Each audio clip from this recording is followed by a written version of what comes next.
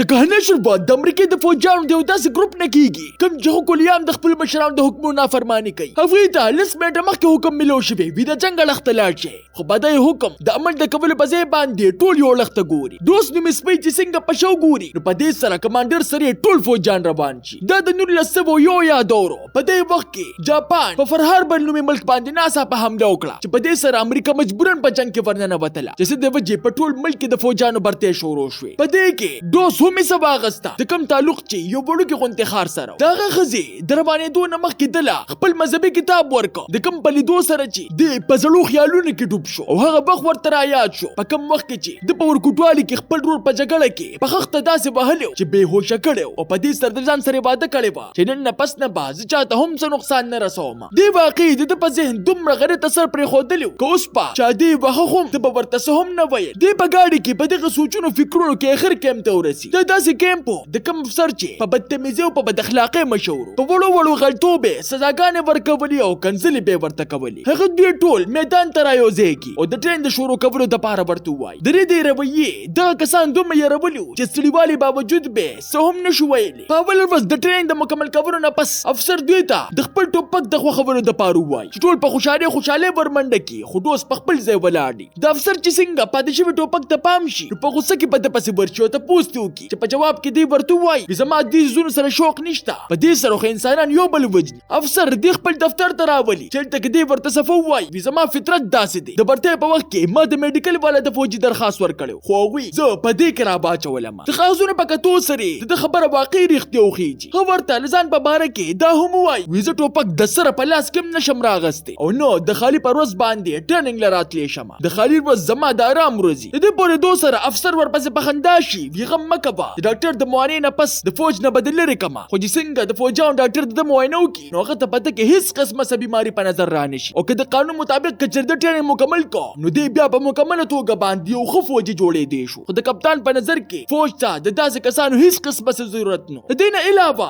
صرف د ده له وجې به افسر د قصد ټول ټیم ته خبرې کولې او سزاګانې به یې ورله ورکولې. وخت سره د دې هر څه نه د ده ملګري تنګ راشي چې دې ګوګشتو د وجې موږ هره ورځ رګله خورو چې یو ورځ یې راګیر کړي او په ټوله کس یې دومره وخي چې وینې پرې راماتې کړي. په دې سوچ چې دی بو تختی په سبا باندې چې د افسر څنګه د ده د ګډ وډ حالات ته پام شي نو هغه ورله هم د فوج د پرېښودو مشوره ورکړي. خو دی د فوج د پرېښودو والا نه. په دې کې د ده ورکوټوالي ډېر غټ کردار و. د پلار په خپله یو فوجي چې جنګ نه په واپس راتلو سره ټوله ورځ به یې شراب څښل او د شپې به یې د ده مور وهله. یو ورځ د مور د بچ کولو دپاره د پلار په زور تمانچه واغسته او پلار ته یې راواړوله چې پلار ورته په ژړا شو چې پلار په دې حالت کې په لیدو سره د ده د ټوپکو تمانچو نه نور هم نفرت پیدا شو. په کیمپ کې افسر د ده نه تپوس وکړي وي بېګا ته چا وهلې وي چې هغه ده ته د ملګرو د ښودو په ځای باندې دروغ ورته ووایي وي زه اکثر په خوب کې په خپل ځان باندې راباندې کوم چې په دې سره د ده ملګري سخت ملامته شي چې دی په رښتیا هم دومره بد سړی نه دی. یو ورځ دغلته کې میجر راشي او چې څنګه ورته دا پته ولګي چې دوست د ټوپک د اوچتولو نه انکار کوي نو هغه د مغز سره دی په جیل کې واچوي. د قانون مطابق که چېرې دا جرم په ده ثابت شو نو دوست به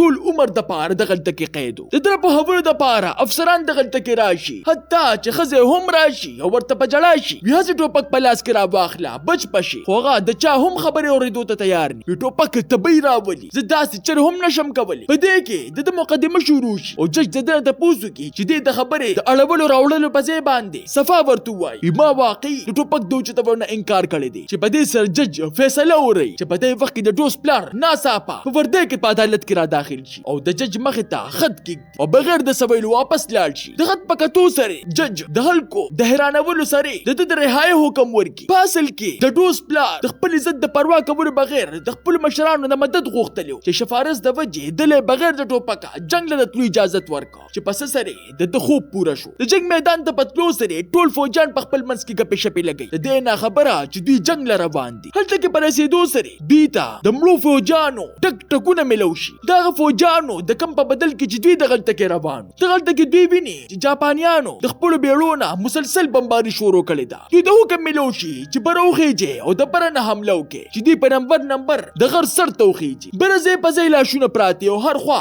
د بارودو بینونه او دوړې وي. فوجیان په مزه مزه مخکې ور رواني چې جاپانیان ناڅاپه حمله وکړي چې د دوی نه پکې نیم په نیمه کسان مړه شي. هغوی دومره په طریقې سره لګیا وي چې دوی نه وارو پار خطا کړي چې دا ډزې اخر کېږي د کوم اړخه. په حمله کې هغه ملګری هم زخمي شي کوم چې په ډوس وخه دوی چې څنګه ملګری په دې حالت باندې وړاندې وویني نو د ټولو نه مخکې خپه ور لکلک وتړي چې په دې کې یو تجربه کار فوجي ورته وایي ویده بچ کېدو والا نه دی دې پرېږده چې دې پورې دوست سره ملګري ورته په جلا شي ما مه پرېږده ما بچ کا چې دوست ورته په چغو شي ستا بچ کول زما فرض دی او را په شا یې کړي چې په دې سره ملګري ورته بیا لګیا شي چې ته دا کوزې د هغې پورې به مړ شوي چې د هغوی د خبرو د منلو په ځای باندې دې الټا هغوی ته په چغو شي چې تر څو پورې په ده کې ساه ده تر هغې پورې به زه کوشش کوم او یو کس د قطر کوزولو نه پس په بل پسې ورمنډه کړي چې په دې سره ملګري ورته چغې وهي ویلې بنې شوې که څنګه خو دوی د چا هم نه مني دوی په ډزو کې اخر د جاپانیانو د بنکر خواله ورسي د کوم ورانول چې دوی د پاره سخت ضروري و یو فوجي پیراکټ لانچر ورخطا کی خو هغه په کارونه کی چې پس سره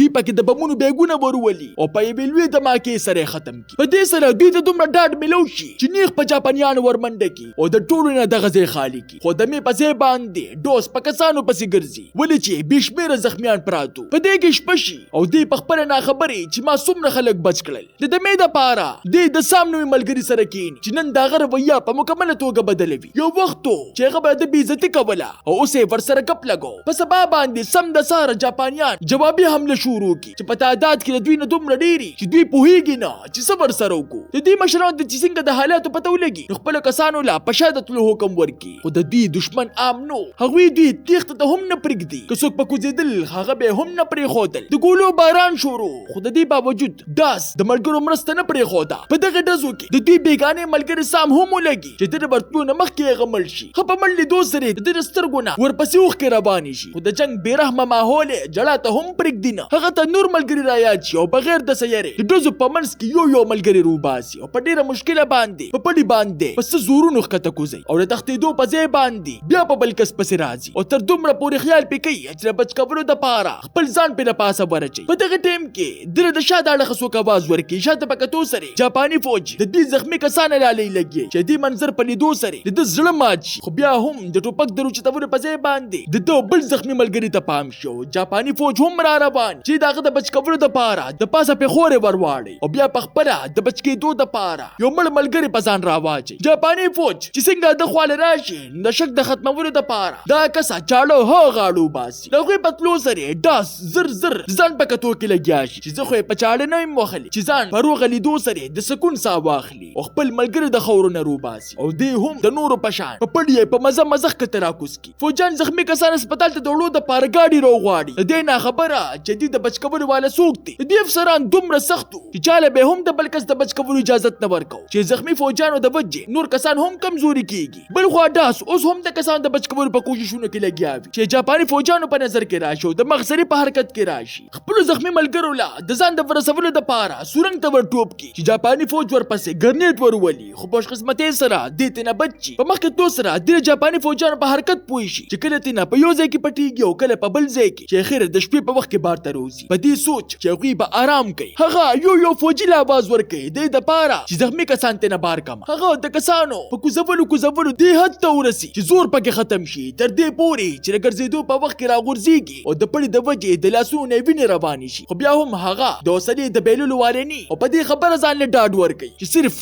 اخري په هسپتال کې ډاکټران حیران دي د هغوی مازغه په دې خبره کار نه کوي چې اخر د دومره زخمیان را روان د کومه اړخه دي خو دومره ورته ضرور پته وي چې څوک دي او دوی ته ځان لیونی کړی دي دوی ټول هر کس له د هیرو نوم ورکړي په دې کې سهار شي او ټاس هم هغسې لګیا وي چې د یو ملګري د بچ کولو په وخت کې د جاپانیانو ورته پام شي ملګري ورته وایي له دوی نه موږ نشو وتلی چې دوی د هغه نه ټوپک راواخلي او کپړه ترې نه تو کړي اوس دې ملګري راښکي او ملګري د شا د اړخه ډزې کوي چې په ډزو کې دوی د پړي خواله راشي ملګری د زخمیتوب د وجې کوزېدی نه شي چې دی د ځان سرې کړي او دواړه صحیح سلامت ښکته کوز شي د ده ملګري چې څنګه د خواله راشي نو دی ورته په چغو شي ولې چې د دومره ذهني دباو د وجې هغه په ملګرو په دشمن کې فرق نشو کولی چې احساس پکې دو سره د سترګو نه اوښکې روانې شي او هر یو کس په نظر کې د شکر گزاري په سبا باندې کپتان د خواله راشي او په دې خبره باندې تنه معافي وغواړي په زمانہ په جون کې چې دومره غټه غلطي نه ده شوې په دې کې بل ورځ راشي ته داسې ورځ وه چې یا به دوی جاپانیان تختبل او یا به ورته خپل لاشونه پرېښودل خو فوجیانو ته د حکم د میلاوېدو باوجود دغلته کې ولاړې او ډاس ته ګوري هغوی ټول د هغه په آخري ځل دیدن کول غواړي چې دوی به کله شاته ګوري چې دوی هم هغوی سره د تلو فیصله وکړي او ټول په شریکه باندې په جاپانیانو داسې وروخیږي چې جاپانیان د دوی د جذبې په لیدو سره دوی ته له مخ سره ځان حواله کړي خو څه ورپسې بمونه هم راولي چې دوی د ملګرو د بچ کولو دپاره د هغوی بمونه واپس په هغوی پسې ورولي چې یو بم پرې خلاص شي او دوی پکې سخت زخمي شي او د جنګ د ګټلو سره د 15 او یا د زخمیانو د بچ کولو په بدل کې د میډل اف آنر ورکی، کوم چې د ټولو نه غټ انعام تصور کیږي. تاسو ته دا نننۍ کہانی څنګه ولګیدا؟ ما ته خپل قیمتي رائے په کمنټ کې ضرور راکړئ. ملاویږو به په یو نوي ویډیو سره. ما لراکې اجازت. بای بای.